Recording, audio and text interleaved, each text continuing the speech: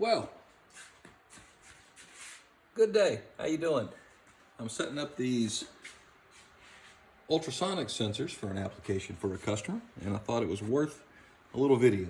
So what we're going to do today, we're going to take this sensor, which is the T30 UXDA QPMA. This is a banner ultrasonic sensor. That's in this right angle style housing, 30 millimeter nose. It's a discrete output sensor, so we're just looking for on-off. This particular one can be programmed for normally open or normally closed, PNP or NPN. As you can tell, quality check from the factory. So there's some proof. I'm going to take that off and put it in the box right here. This sensor comes out of the box ready to sense anything from about 4 inches, which is the dead zone of the sensor, so you got to have something 4 inches away or farther, out to about 1 meter, which is the maximum range for this. So 100 to 100 millimeters up to 1 meter. This particular application, the customer wants to sense any target within 4 inches to 24 inches in front of the sensor. So we're going to set it up to do that. All right, so to do this, there's a couple ways you can teach it. One is using the buttons. It's handy and it can be fun on a bench to play with, but in this application, I think once we teach it what we want, we really don't want anybody messing with the buttons. So I'm going to teach using the remote input wire, the white wire, which is pin 2, can be connected to the common, the 0 volts of the power supply, to do some teach sequences. The manual explains all of that, so I won't bore you with that. All right, so I've got my bracket nailed down to my 2x4, screwed down. We're going to use, as our target, we're going to use this UB1270 battery. It's not the official target of the Banner Engineering Ultrasonic, but it was in my shop and I thought it would make a good one since it has a nice flat profile. Ultrasonics like edges to return the signal back in the direction that they came from. So flat targets, rods, things like that make good targets. And then instead of just powering it up directly with my box and going to town that way, I'm going to use this handy little teach adapter that Turk makes. It's got a push button, and this particular one, this VB2 SP2, can we see that? This is pinned such that when I push this button, it's going to connect pin 3 and pin 2, which is the 0 volt line, to the teach wire. And so the nice thing is you can just put it in line with your connection, do your teaching, and then take it back out of the line so that the sensor is ready for operation. I've also got, as you can tell, we've got a power LED here. This particular sensor is out of the box PNP normally open. So when it sees a target, we're going to get an output. This particular customer wants it to be opposite, in kind of a fail-safe mode. They would like it to be on when there's no target present, and then off when the target comes and goes. That way they should get a positive signal most of the time, and if they get a negative signal, then they'll either have a target or something's amiss. So I've already measured this out with some target lines. So from the sensor, this is going to be 4 inches, this is going to be 24 inches. Maybe you can see that, maybe you can't, but please trust me, I'm an honest guy. All right, so just to prove, if I'm 36 inches away or less, then you'll see a couple of things have happened here. My output is on, and since I'm set up for PNP normally open, right now pin 4 has the plus voltage of whatever's powering it going through right now, and it's normally open, so I'm going to get this output when I have a target. As you'll see as I move the target a little closer, we're still on. I get a red light here. Red solid means I have a target within range of the sensor, which means I have a good solid target.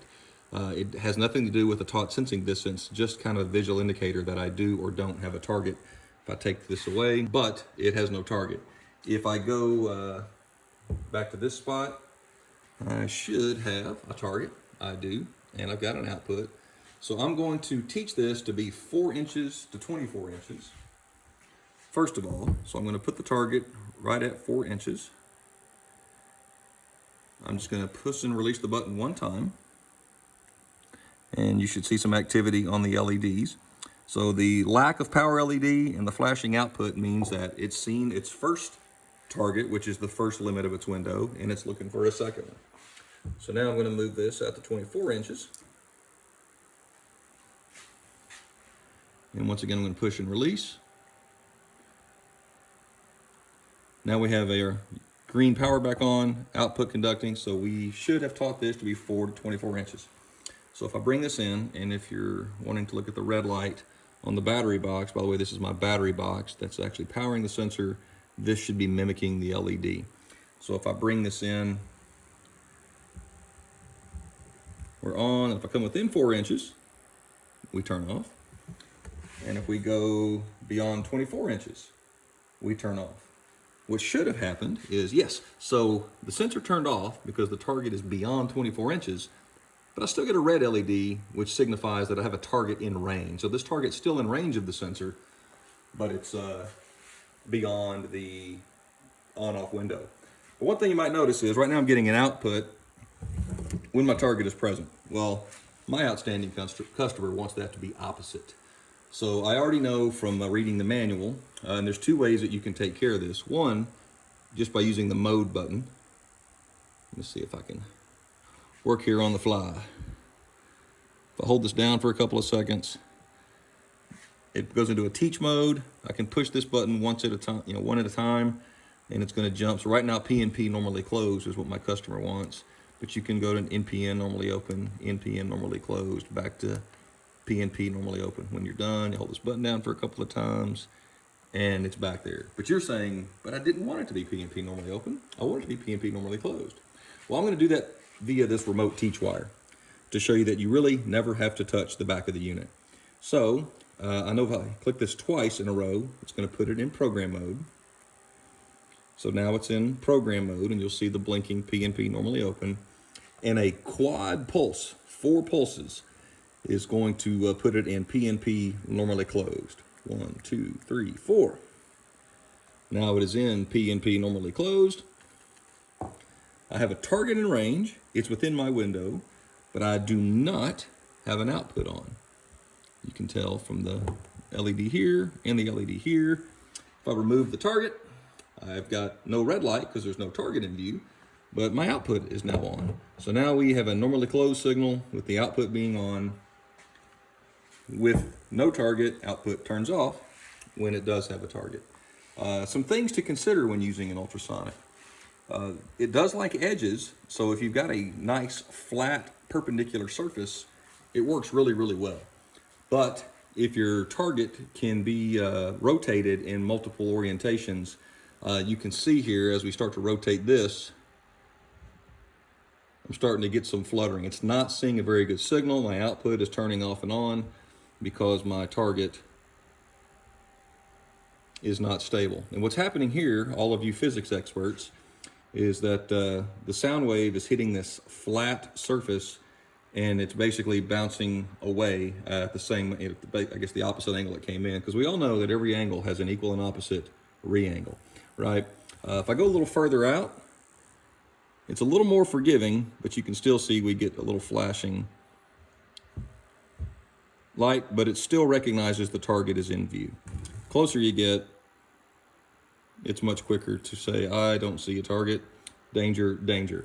So how can we fix that if that's an issue? Well, what you can do is do some things with your target to make sure you always have something that's going to bounce back. In this case, I've improved it by using a lens. Now, some of you, very intelligent people might say, well, how's a lens going to help an ultrasonic sensor when lenses affect optical things? Well, that's a very good point.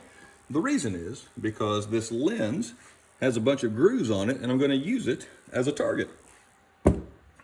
So now, if I put my, I don't know if you can see it or not, it's got lots of little psychedelic grooves. Oh, there you go. There's a good way of seeing that. So now if I put it in range, you'll see I've got a solid target indicator, and if I rotate it, I'm still getting a very solid return all the way out to pretty darn far. And so that way, if my target's coming through, it gets loose over time, I'm still going to be able to sense it as it comes and goes. Now this has some little grooves on it. So here I'll shake my groove thing. Sorry, that joke is for free. And it's also better than nothing, or better than just the flat side. So now as my target comes and goes, even at angles and such like that, it's going to sense it just fine. So if you can do some things with your target to intentionally make some imperfections on it, some grain, some grooves, so that there's always an edge returning to the sensor, that would really, really help your performance. So now this sensor is all set up. It is in normally closed mode, PNP, and it is set for 4 inches to 24 inches. But what happens if somebody wants to mess with this sensor to just start pushing buttons because there are buttons to push? I mean, that's what some people do, right? I was in kindergarten once, I get it. So right now, as you can see, if I push the mode button, somebody can still come in and make changes. Well, we might not want them to be able to do that. So what are our options? Our options are tell them not to do that, cover up the buttons, or using this remote line, I can do something kind of cool. I can give it, well, it's in run mode, which we know it's in run mode by the solid green LED. I can give it a quad pulse, which will lock out the buttons. So if I do this 4 times, we should see the green light give us a little wink to let us know it accepts my command. All right, here we go. 1, 2, 3, 4. Green light blinked a couple of times, 4 times, and now my button should be locked out. So if I come in now and push my mode button,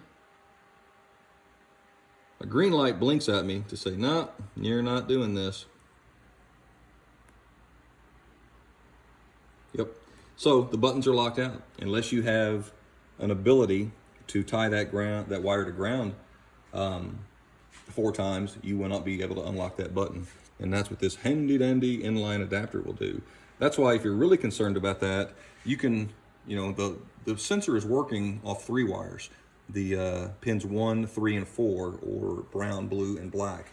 It's the white pin, pin 2, where we do the teaching. So if you wanted to, you could actually use just a 3-wire cable that carries 1, 3, and 4. Maybe if you have an I/O port, like an M12 I/O port, you're already doing this, so that wire's not even active.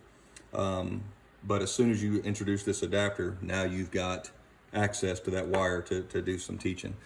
So now this is how I'm going to ship it to the customer.